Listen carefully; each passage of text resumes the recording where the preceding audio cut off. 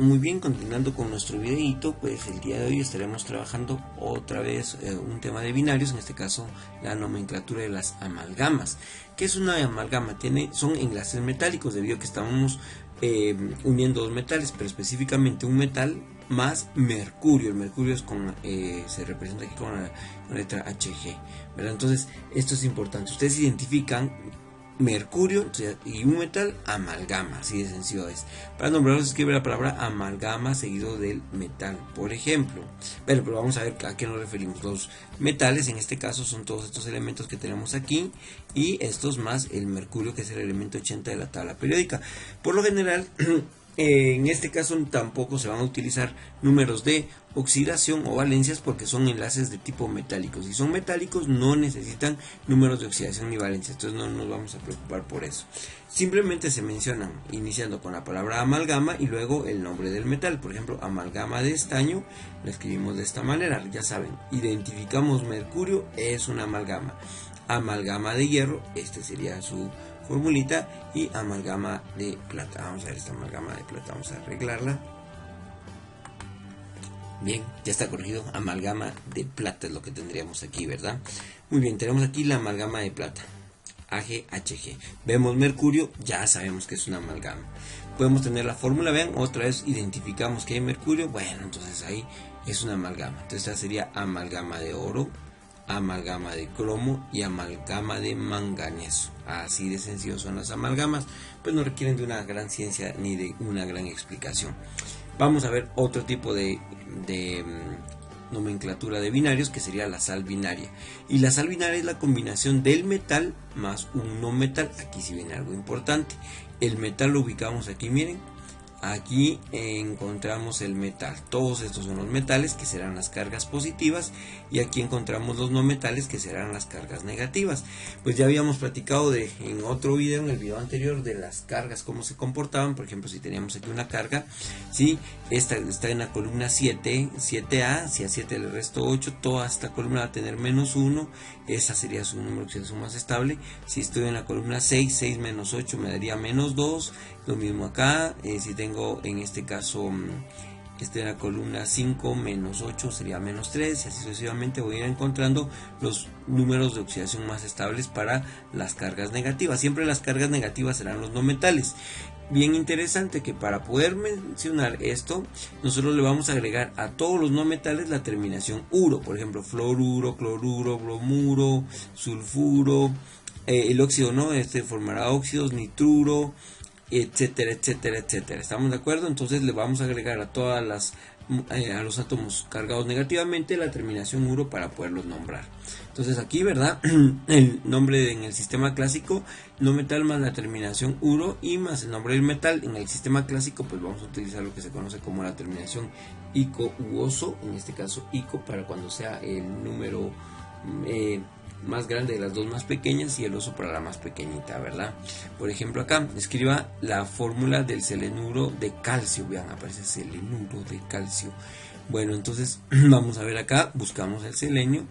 El calcio es el metal, aquí lo tenemos, está en la parte de los metales. El calcio tiene un número 2 y buscamos al selenio. El selenio nosotros lo vamos a ubicar aquí en la columna número 6, por lo tanto trabajará con menos 2, ¿sí? Selenuro de calcio. Ahora sí, ya sabemos por qué llevan ese uro. Ese uro es porque son las cargas negativas y son los no metales.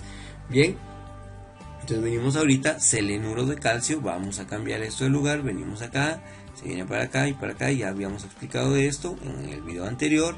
Hacemos la combinación de las cargas, vemos que la molécula es eléctricamente neutra, pero este es un concepto nada más, pero la fórmula en sí sería esta. Sabemos que esta es una fórmula, en este caso molecular, porque indica exactamente la cantidad de átomos que tenemos. Vamos a dividirlo dentro de 2 y encontramos la fórmula empírica, ¿verdad? O sea, lo importante es esto, cómo van a aparecer los ejercicios de esta manera, así como aquí está aquí en negrito. Pensemos nosotros que este proviene de acá y este proviene de acá. Este es un proceso que manejamos nosotros mentalmente, ¿de acuerdo?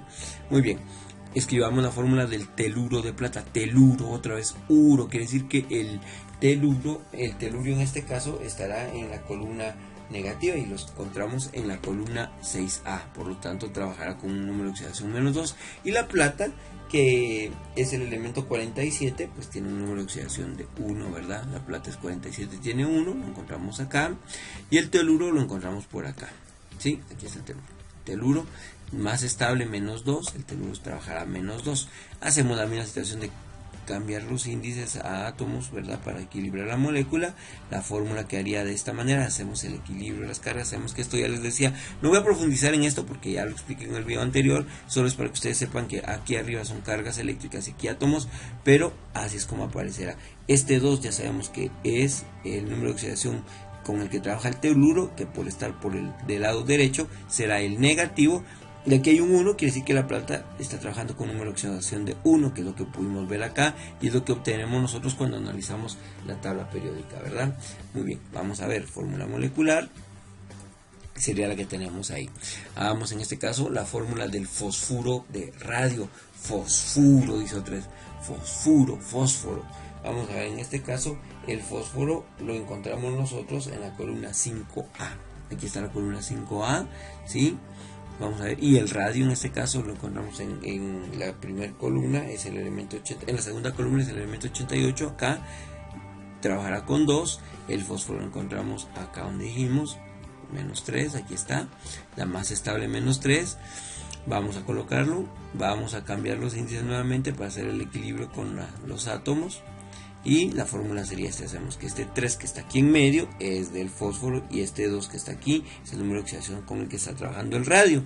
En este caso no se pueden simplificar, entonces encontraríamos su fórmula molecular así de sencillo, fósforo de radio, ¿verdad?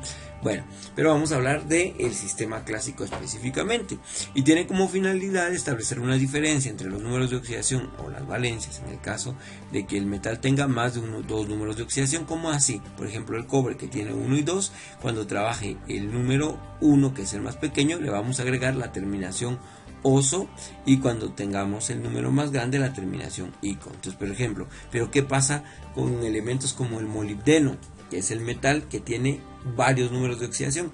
Pues vamos a ponerle la terminación oso al 2 y la terminación ico al 3. Quiere decir que en el sistema clásico únicamente podremos nombrarlo con los números de oxidación 2 y 3 únicamente. Con 4, 5 y 6 no lo vamos a poder nombrar de esta manera. Entonces lo podríamos nombrar de otra manera, con otro sistema, que sería el estequiométrico, esto que lo vamos a ver más adelante.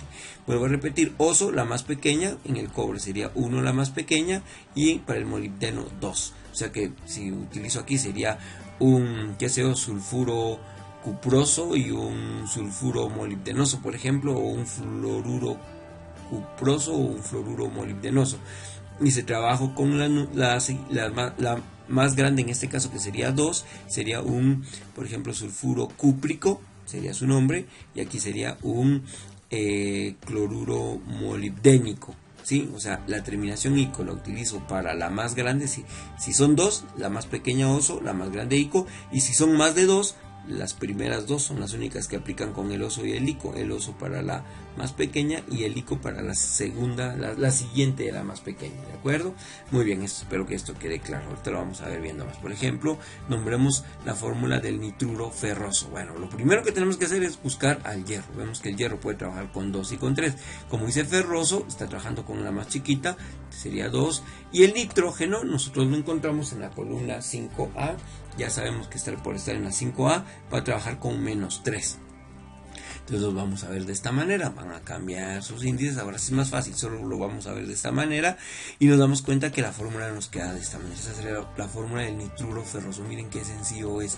Pero ¿qué pasa si yo quiero el nitruro férrico? Vamos a ver, entonces ya no van a trabajar con 2, sino que va a trabajar con 3, porque 3 es la terminación ico, la más grande en este caso. Entonces vamos a ver acá, hierro acá con 3, nitrógeno con 3 negativo porque sigue en la misma columna. Lo único que cambió aquí fue la terminación oso, es para el metal, en este caso el no metal no cambia. Entonces vamos a hacer el cambio y vemos que es una fórmula, en este caso que se puede simplificar, de molecular a empírica, y vemos acá la fórmula empírica. Esta sería la fórmula del nitruro férrico y esta del nitruro ferroso. Pero ¿cómo vamos a saber nosotros que es una fórmula empírica? Por ejemplo, tan sencillo como esto.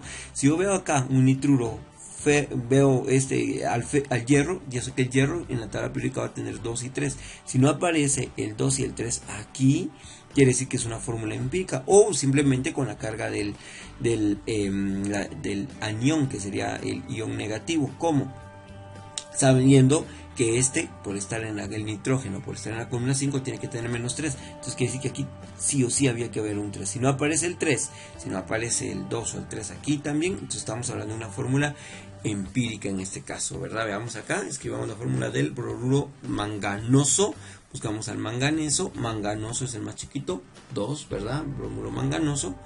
Vamos a ponerlo acá y vemos que el bromo, que es el elemento 35 de la tabla periódica, lo encontramos en la primera columna, en la 7A, acá estará.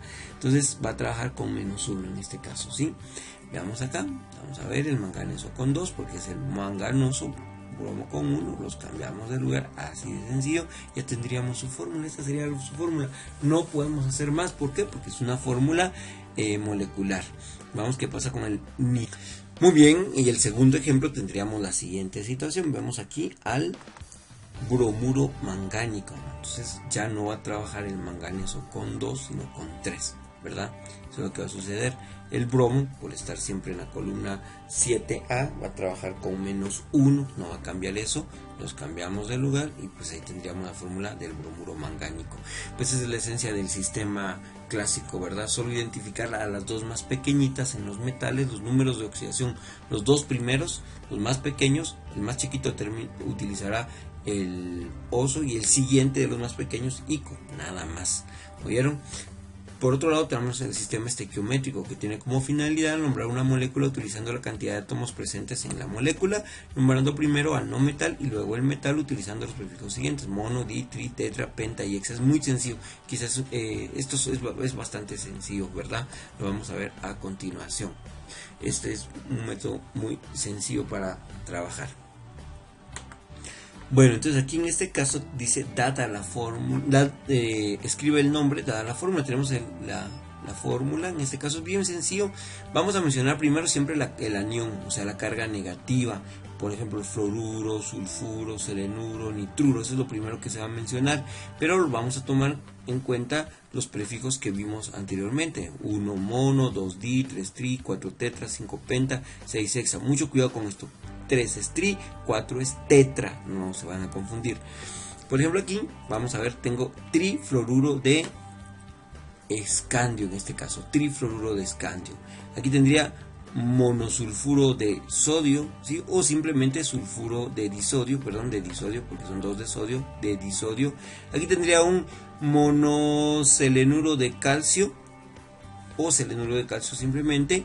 Y aquí tendría un pentanitruro de tritantalio, ¿sí? Eso sería como quedaría. Entonces vemos que el prefijo, aquí el sulfuro tiene 3, por eso es el tri, el sodio tiene 2, por eso es el di. Aquí el prefijo mono se puede omitir, pueden poner simplemente selenuro de calcio, no hay problema, o monoselenuro de monocalcio, o monoselenuro de calcio, o sea, cualquiera de esas es aceptada. Aquí tenemos el 5 pentanitruro de tritantalio, ¿verdad? Antecedemos siempre los prefijos, como vimos, es bastante sencillo el sistema stock. Y para finalizar este videito, pues vamos a ver el sistema, ese es el sistema estequiométrico, y vamos a ver ahorita el sistema stock. El sistema stock nombra los compuestos inorgánicos indicando el nombre del estado de oxidación del elemento central con números romanos entre paréntesis al final. Bueno, aquí es bien importante esto. Imagínense si nos pidieran un ejercicio, un sistema stock. Vamos a ver aquí la fórmula. La clave está en los aniones, por ejemplo. Vamos a ver flúor. Buscamos el flúor, menos 1, ¿verdad? Sabemos que está en este caso en la columna 7A. Bueno, muy bien. Y en este caso el escandio, ¿sí? Que es el elemento 21 en la tabla periódica. Nosotros nos damos cuenta que pues trabaja con 3. Bueno, entonces el 1 que tiene el flúor es el que vemos aquí, y el 3 está aquí. Entonces esta es una fórmula, en este caso una fórmula empírica, porque no está simplificada, ¿ya? Entonces se va a llamar fluoruro de escandio, y entre números romanos voy a colocar 3, que es el número de oxidación del metal. Siempre vamos a colocar entre paréntesis el número de oxidación del metal, o la valencia del metal, ¿verdad? Vamos a ver aquí en el siguiente ejemplo tenemos al azufre. Vamos a ver si nosotros buscamos al azufre en la tabla periódica, está en la columna 6A el azufre, ¿sí? La 6A, o sea que tendría que trabajar con -2. Aquí está el -2, lo podemos ver porque ya sabemos, este en realidad viene acá y el sodio vendría acá. Entonces aquí yo intuyo, el sodio está con 1 o trabaja con 1. Cuando buscamos en la tabla periódica vemos, si todo coincide, entonces estamos hablando de una fórmula molecular. En este caso, pues esto sería un sulfuro de sodio 1. ¿Por qué 1? Porque siempre aquí vamos a colocar el número de oxidación del metal, y el metal es el sodio, el no metal es el azufre, ¿sí? Muy bien, vamos con el siguiente ejemplo. Buscamos al selenio. El selenio, si nosotros nos damos cuenta, se encuentra en la columna 6A, por lo tanto estará trabajando con -2. Y vean, no veo el -2 aquí, entonces aquí yo intuyo que esta es una fórmula empírica, está simplificado, porque veo el selenio, vuelvo a repetir, el selenio está en la columna 6A y es el elemento 34, o sea, específicamente lo encontramos aquí. Va a trabajar con el número de oxidación -2 y quiere decir que tendría que tener un 2 aquí.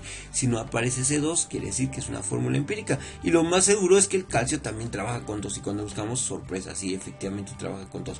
Es una fórmula empírica. Entonces, si yo quisiera poner esto en el sistema stock, va a ser un selenuro de calcio y en números romanos 2. ¿De dónde salió el 2? Pues de lo que acabamos de analizar, ¿verdad? Que es una fórmula empírica. Aquí en este caso pues está sencillo, el nitrógeno ya sabemos que está trabajando con -3 y el tantalio con 5. Entonces sería un nitruro de tantalio y entre números romanos 5. Bueno, espero que les sirva este videito. Nos vemos siempre en clase, estudien mucho y éxitos en todas sus actividades.